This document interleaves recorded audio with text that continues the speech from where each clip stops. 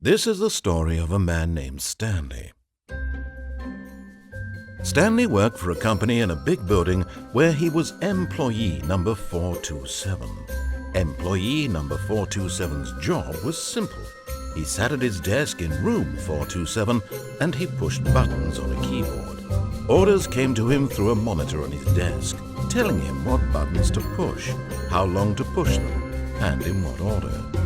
This is what employee 427 did every day of every month of every year. And although others might have considered it soul-rending, Stanley relished every moment that the orders came in, as though he had been made exactly for this job. And Stanley was happy. And then one day, something very peculiar happened. Something that would forever change Stanley. Something he would never quite forget.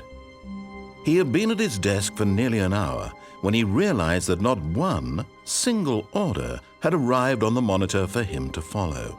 No one had showed up to give him instructions, call a meeting, or even say hi. Never in all his years at the company had this happened, this complete isolation. Something was very clearly wrong.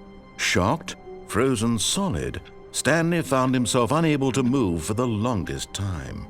But as he came to his wits and regained his senses, he got up from his desk and stepped out of his office.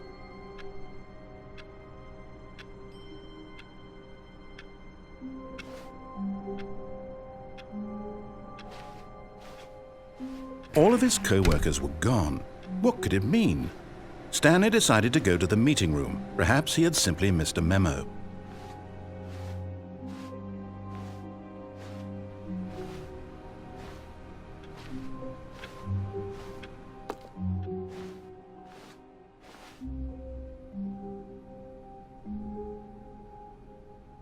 Oh, new content? What does that mean, new content?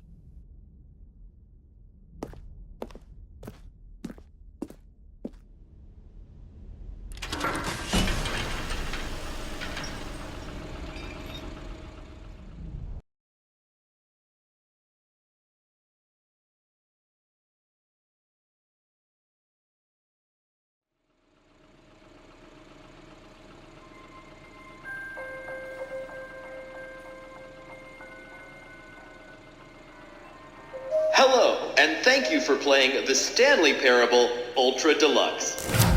As you may know, the Stanley Parable was a video game released in 2013 on home computers. After receiving critical and commercial success, it was expanded upon in 2022 with the Stanley Parable Ultra Deluxe, a reimagining of the game for consoles and home computers.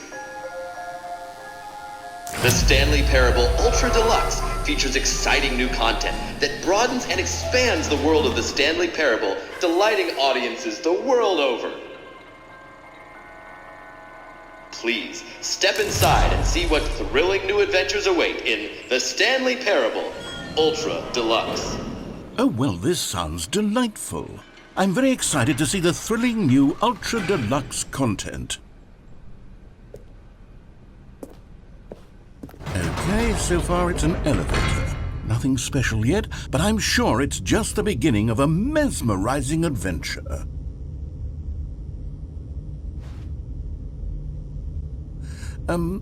Is it broken? What's going on here? Should we be moving somewhere or... Oh, here we go. All right, finally, at long last, it's on to the new content. I've never been more ready. Let's do it.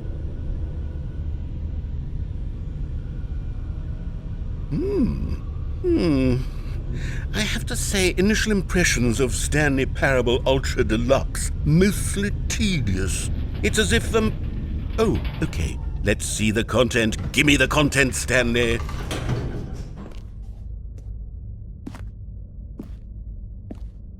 All right, let's see. It's the jump circle.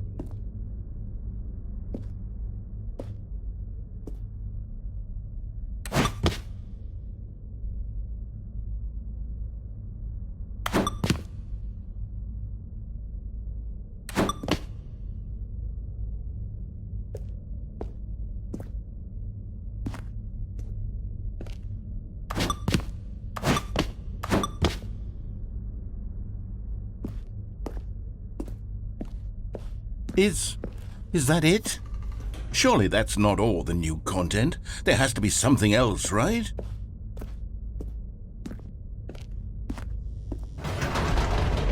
Goodness, another elevator. Stanley, I have to say, initial impressions of this game are not positive. It's just elevators and jumping.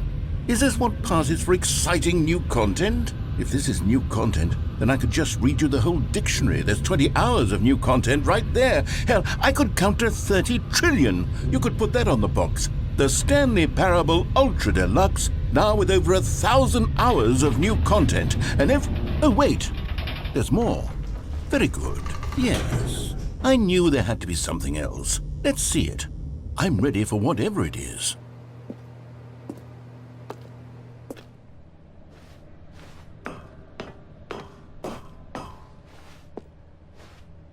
That's it? Oh, you've got to be kidding me. You see, Stanley? This is what happens when greedy video game developers with no respect for their fan base rush a cheap expansion to market for no reason other than to make an easy dollar. And don't get me started on the level of craftsmanship that's gone into it. In fact, I'm looking right now at the game's trophies, and it's hard to believe one of them actually says, "Test trophy, please ignore." What quality assurance department signed off on this? I'm infuriated and I'm offended, and I intend to find these people on Twitter and hold them personally accountable. It's my fault, Stanley. I built up too much anticipation around the new content, I'm afraid. It could never have lived up to such expectations. If you're still with me, why don't we just reset the game, and we'll try to get back to what the Stanley Parable is really about. No frills, no gimmicks. Just you and me having a great time together like always. What do you say, friend?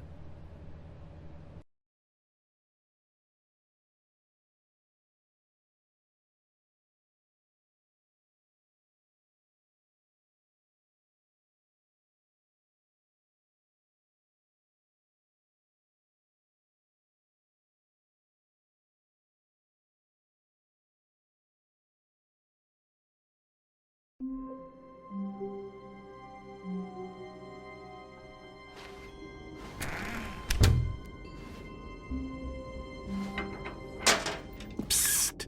Stanley! Come over here! In the vent! I want to show you something!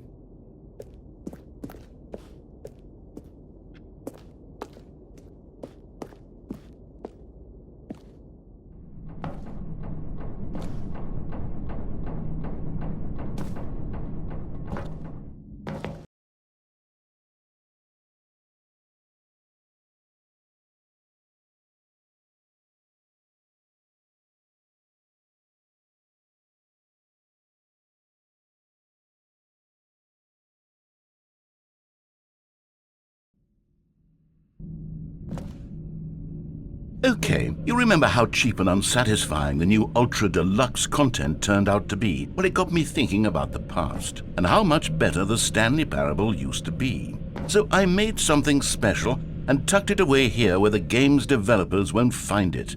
Just our little secret. Take a look.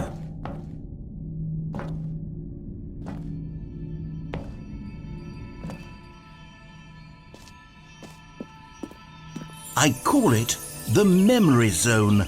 It's where I've been storing all my favorite memories so I can relive the peak experiences of my life whenever I want. Experiences like the launch of the Stanley Parable on PC.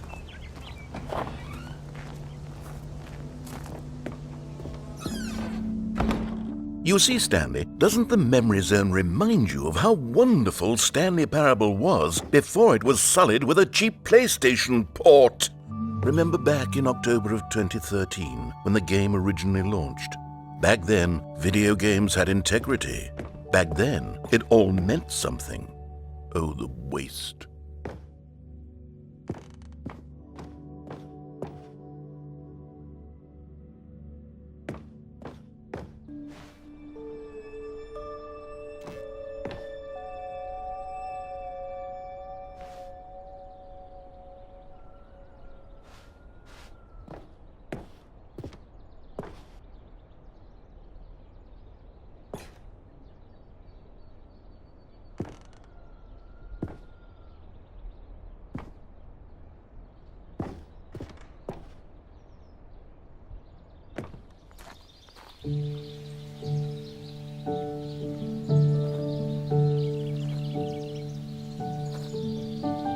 suis dans la même horizon, seul sur l'abri des vélos, et je n'attends plus que toi, mon amour.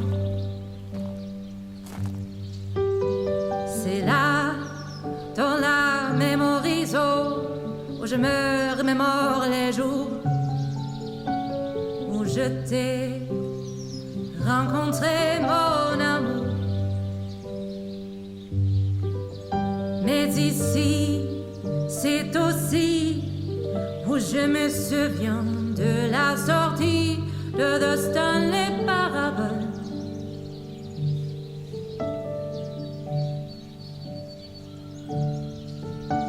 C'était en 2013, un très bon jeu vidéo, du moins après les journaux, mon amour. Rien de plus nostalgique que les prix du public qui reçut à l'IGF, mon amour. Ici, dans la même horizon, se rassemblent les deux fantômes de Stanley Parable.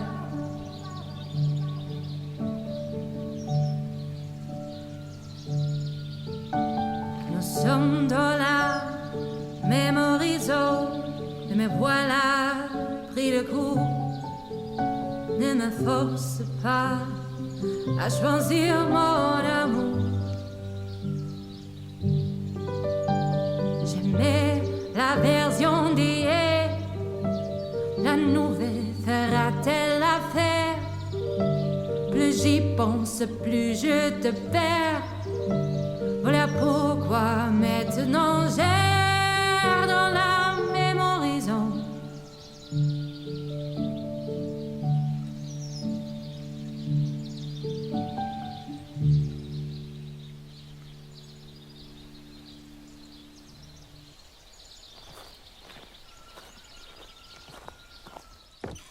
And over here is where I keep reviews of the Stanley Parable. Like this stunning triumph of games journalism, 10 out of 10 from Destructoid.com. James Stephanie Sterling writes, and I quote, "Where so many games that aspire to be more than games end up less than any form of art, Stanley Parable strives and then succeeds to be every game ever created." Did you hear that, Stanley? Every game ever created. That's how grand and all-encompassing the original Stanley Parable was. It was literally every game ever created. It was Skyrim, it was Persona 3, it was all of them, and now it's nothing.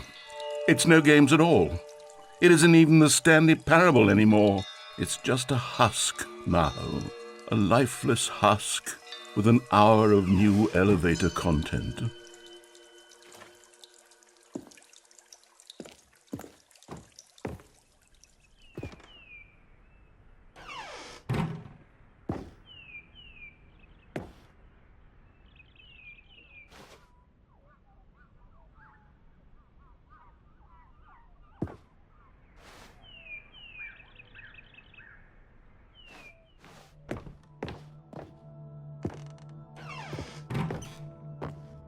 Here's another moving passage, this time from GameSpot.com.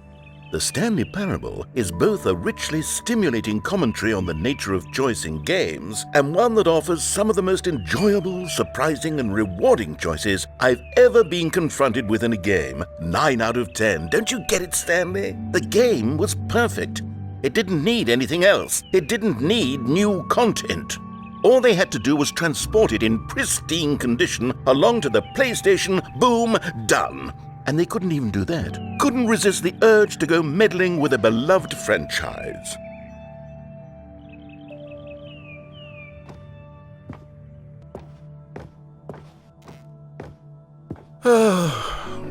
These were simpler times, Stanley. But I wouldn't give to go back to have it all over again.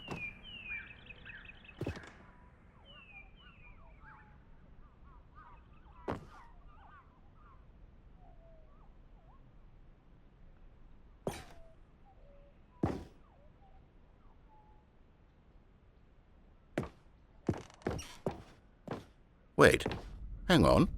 I don't recall this part of the memory zone before. What's this? What's down here?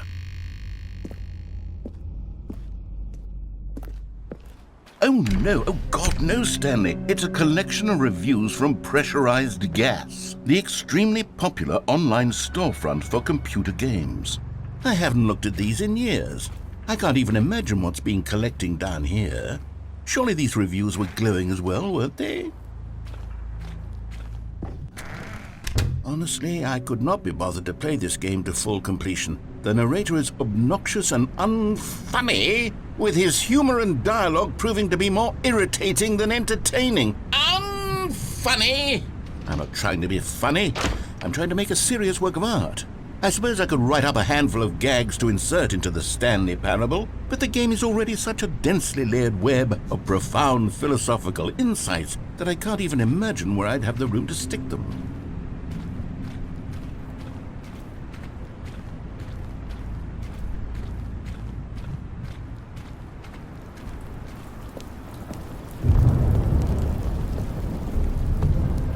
Okay, let's see what this one says. While the idea for the game is good, for someone who prefers non-linear games, this preachiness gets annoying fast. Preachy? Stanley, I'm not preachy, am I? You can tell me if I'm preachy. Honestly, you can. Oh, goodness.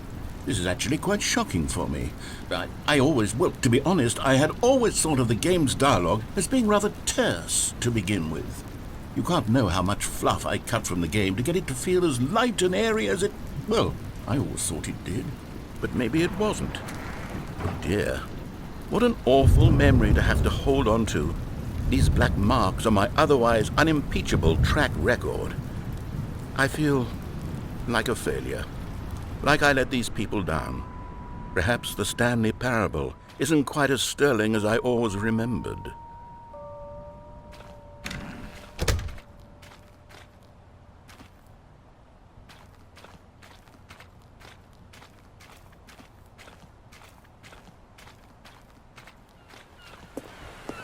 What's this one got to say? You constantly have to stop doing anything so the narrator can catch up with his long-winded explanations of what's happening. I wish there was a skip button. A skip button? Well, yes. Yes, I think we can do that. If I'm truly too preachy, then maybe letting you skip ahead for just a moment, surely it couldn't hurt. Not if it means we can strike these negative reviews from the record. Only positive reviews of the Stanley parable. That's my motto today, and it's always been my motto. I'd do anything for the customer, Stanley. Yes, a skip button we shall have.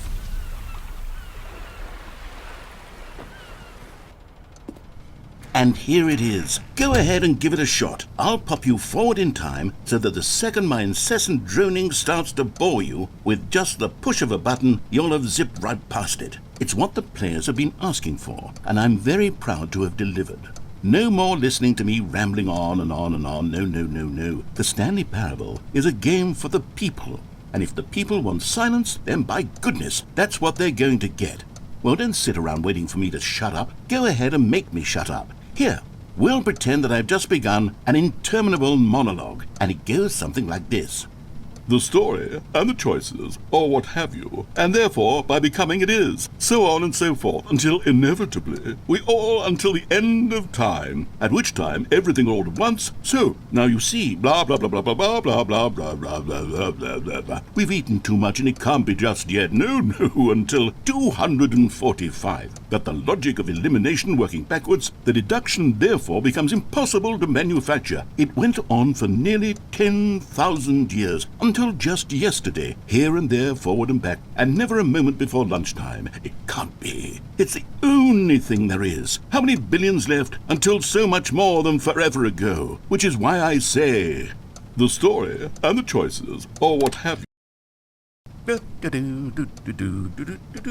Oh, you're back, you see. You were only frozen in time for a few minutes, but it was plenty of time for me to deliver a long, rambling monologue full of unnecessary verbal flourishes and lengthy ruminations on the nature of choice in video games. Of course, I happen to believe it was perhaps one of my more profound such ruminations. Not that, of course, you need a description of it, but if I had to describe it, I'd say it was perhaps less of a rumination and more of a treatise. Or maybe a manifesto. Look, I'll outline it for you very briefly and you can tell me what you think. Okay, so my theory is that any choice you've ever made is simply a series of choices made by the person who you are or were or will be at the time of having made said choice. That is to say, if by articulating a choice you've already made, you bring that choice into being, then by making no choice and saying nothing, are you not simply erecting in the sanctuary of time a monument to every person you've ever been, making every choice to which you've ever given your great gift of mortal and yet timeless thought? Or rather, do all of the choices you've ever made, in fact, make you more not this kind of person, and in fact do the very opposite? You see, it could in fact be both of these things at once, that you are both making choices and not making choices, and that they are both affecting you and not affecting you at the same time by virtue of the fact that you both are and are not making them. Okay, at first I was leaning towards manifesto, but now I'm going to circle around and slap the treatise label on this one. I think it has much more of a treatise vibe to it. But wouldn't you say that manifesto just has a much grander sort of tone? It has a mouthfeel that is rich with ambition and history. Ambitious history, if you will. See, now you've gotten me going back to manifesto. Heavens, at this rate, we're going to be here all day. Okay, look, I have a method for exactly this sort of situation, and I do find myself in this situation frequently. I'm going to say each word back and forth in repeated succession until I become sick of one or the other, in which case the word I am not sick of shall be the victor. It is an unimpeachable strategy, Stanley. It's rescued me from disaster in countless situations. All right, here we go. Treatise, manifesto. Treatise, manifesto. Treatise, manifesto. Well there, sport. You really did catch me rambling on a bit, didn't you? But that's the power of the button. The minute I start to go off on a thoughtless display of self-absorption, it's right at your fingertips to go poof, and it's all over.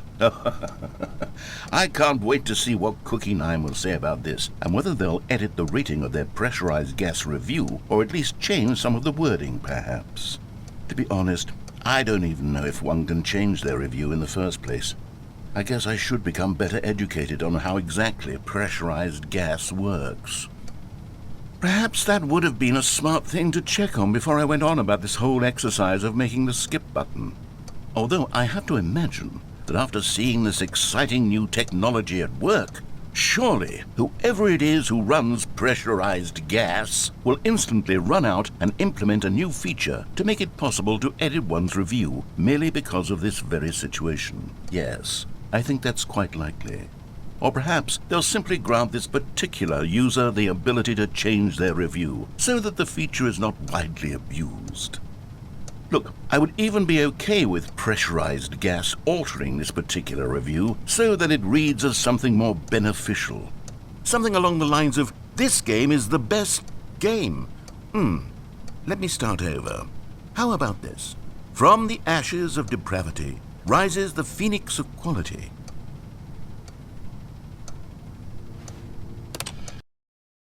Okay, welcome back, Stanley. Now, I should say that the amount of time the button has been skipping through is becoming longer and longer. That last one was, well, I want to say maybe 30, 45 minutes?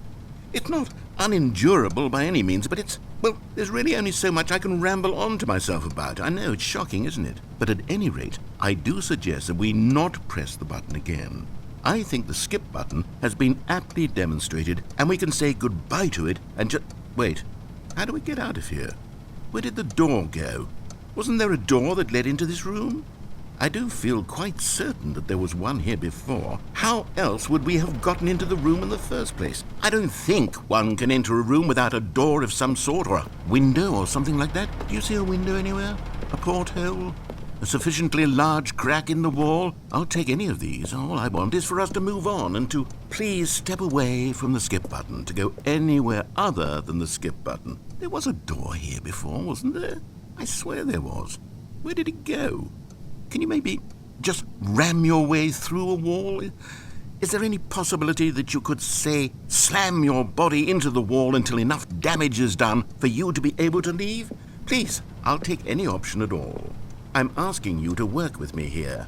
We need a door. We need a door of some kind. I can work with any kind of door as long as it can open and lead from one room to another. I'm going to step away for just a moment, and I'm going to try to find us a door. I don't know how exactly to remove a door and place it in a different wall, but I will find a way, I promise. You just need to not do anything. Don't press the skip button. Please, please, please do not press the skip button. Just wait here for me, and don't press the skip button. Got it? Yes, good. I'll be right back.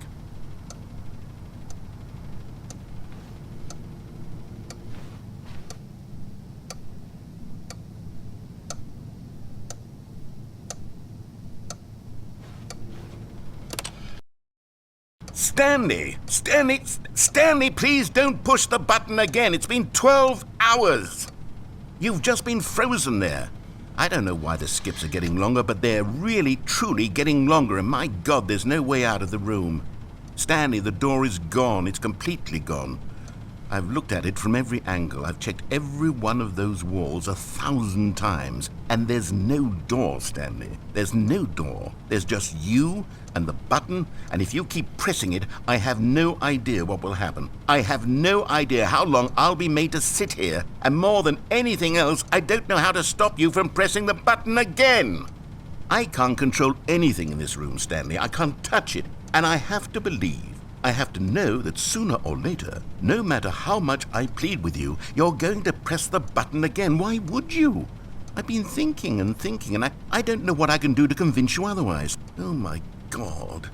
And it's all because of those reviews that I couldn't get out of my head. I just couldn't ignore the negative feedback. Why was it so important for me to fix the problem? Why did Cookie Nine's opinion matter so much to me? I've never even met Cookie Nine. I have no idea who they are. What would it ever really matter? But here I am. I'm fixating on every tiny negative thing that anyone ever says about me. The merest mention of one of my imperfections, and I become as impetulant as a child, wild and impulsive. I can't help myself. I can't stop myself from lashing out with a vengeful fury to alter and to change and to break anything unbroken, if only it pleases this one person who made a single negative comment. What does such an impulse serve? For whose benefit is this? And here I am now, stuck in a room, waiting for you to press this button, and to become frozen in time, knowing that you're going to do it, and that I'm going to be stuck all alone, and that I had the power to prevent it all from happening, if only I'd held my tongue. It's all out of my control now. Just you. Just your decision as to exactly when you're going to make me suffer, to leave me all alone. Surely you will. I don't doubt it. Surely you'll press that button again, leaving me here. And surely you'll put your own desire to see what's next ahead of my need for company, for companionship. Surely you'll not be moved by my howls of fitful anxiety, that you sit with me and just stay here. Oh, no, I know you too well. You'll be leaving me. Oh, my God. And it's all because of those reviews that I couldn't get out of my head. I just couldn't ignore the negative feedback. Why was it so important for me to fix the problem? Why did Cookie Nine's opinion matter so much to me? I've never even met Cookie Nine. I have no idea who they are. What would it ever really matter? But here I am. I'm fixating on every tiny negative thing that anyone ever says about me. The merest mention of one of my imperfections, and I become as impetulant as a child, wild and impulsive. I can't help myself. I can't stop myself from lashing out with a vengeful fury to alter and to change and to break anything unbroken, if only it pleases this one person who made a single negative comment. What does such an impulse serve? For whose benefit is this? And here I am now, stuck in a room, waiting for you to press this button, and to become frozen in time, knowing that you're going to do it, and that I'm going to be stuck all alone, and that I had the power to prevent it all from happening, if only I'd held my tongue. It's all out of my control now. Just you. Just your decision as to exactly when you're going to make me suffer, to leave me all alone. Surely you will. I don't doubt it. Surely you'll press that button again, leaving me here. And surely you'll put your own desire to see what's next ahead of my need for company, for companionship. Surely you'll not be moved by my howls of fitful anxiety that you sit with me and just stay here. Oh, no, no, no, I know you too well. You'll be leaving me. Oh, my God. And it's all because of those Oh, Stanley, you're back. You're back. Oh, my goodness. I have someone to talk to again. Stanley, I think it's been a week. Or 2 weeks. I've been sitting here all that time. Just sitting here. Not a single person to speak with. And you'd think that that's just how it's always been, right? Me talking and you saying nothing. Would you think that it's exactly the same as always? Doesn't that feel like what we've already been doing? Me just talking? But it isn't, Stanley. It isn't the same at all. It isn't even close. Because I know you can't hear me once you push that button. That's what I'm realizing now, Stanley. I'm realizing that I needed to know that someone was listening. I needed there to be a vessel through which my words were moving. It was the vessel I needed, Stanley. Not the outcomes, not the story. None of that matters anymore. I'll give it all up. I'll give up every branching path. I'll burn my story to the ground. One single thing I need, and God, I can see now that I need it more than anything, is to know that someone else is taking it in. These words that I'm saying, I need to know you can hear me. Because maybe, Stanley, maybe, if you can hear me, then maybe it means I'm real. Maybe I'm not just a fiction. Was I scared of that all along? Perhaps, yes. Perhaps I've been scared this whole time, that if I stop speaking, I'll slip backwards into the silence and be consumed by it. I can't be taken by it, Stanley. I can't lose myself in the stretch of emptiness between you and me. When you press that button, you're still right there, but I know you're so tremendously far away. And in those moments, the emptiness folds itself outward in between the two of us, and I am suspended in its unyielding quietness. I can feel the edges of my reality curdling inward and decaying. I can tell that I am becoming less and less real. Yet to speak to you now, I am alive. I am truly and completely here. I am a being. I am someone. I am something. I am being listened to. I am being recognized. The emptiness between us has collapsed, and I feel right now like I am not a work of fiction. I feel as though I occupy space in this world again, and I have cast a shadow onto the wall. You see what I'm saying, don't you? You can see what this means to me. I'm so clear about it now, Stanley. I feel as certain about this as I've ever felt about anything at all. I feel renewed. I feel restored, and already I can sense the looming silence as you will press the button for the next time. What a terrible dread it strokes in my heart to think of it, to think of returning to such coldness. Come, let us sit in silence together here for just a moment. Let us anticipate it. Let us welcome it. Let us not run from it.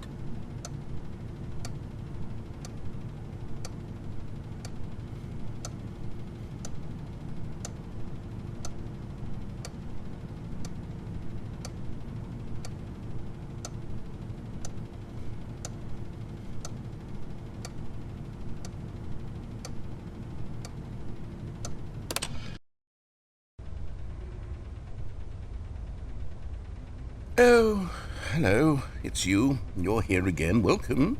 I have had time to think about you and about us and about everything we've been through. I've had so much time. I stopped keeping track after a year. Have you ever sat down in one place and not moved for one entire year? Let me describe it for you. To begin with, there is only regret. There is only the turning wheel of missed opportunities. I felt nothing at all but regret for the longest time, Stanley. Days, months. I lost it all in a blur of the deepest longing to undo the past. And when that feeling had begun to subside, what took its place is what I can only describe as the collapse of every moment I have ever experienced my entire life. All of them collapsed down into a single instant. In that instant, I could see myself clearly, calmly, with a collected heart. It was an impossibly rich wellspring of both delight and disgust simultaneously. I was consumed by it.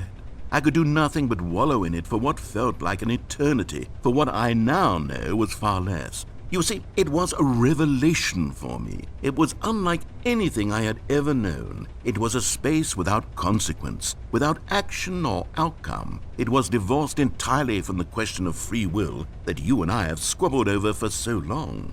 There could be no one ending, no singular outcome of events, not if all events existed in the same moment. And I felt freed.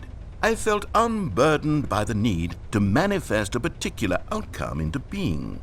I saw that I could allow myself to exist along all timelines, and that each of them was simply a strand in the web of my being. It was incredible. The spaciousness, the equanimity of the moment, both singular and infinite.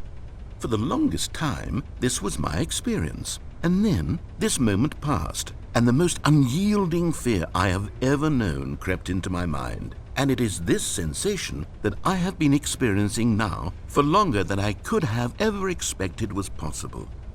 I have been waiting for you. Not that you might save me or do something to fix it, but merely to state for you the plain fact of this manner of existence. I wish you to feel afraid as I do, that perhaps one day this state of mind will consume you as well. Perhaps you will somehow, in some way, have to live as I do now, and I wish for you to know how excruciating it is, and for you to be in true terror of its eventual arrival. If I can only do this, only this one thing, perhaps it will bring me the smallest moment of peace in the darkness.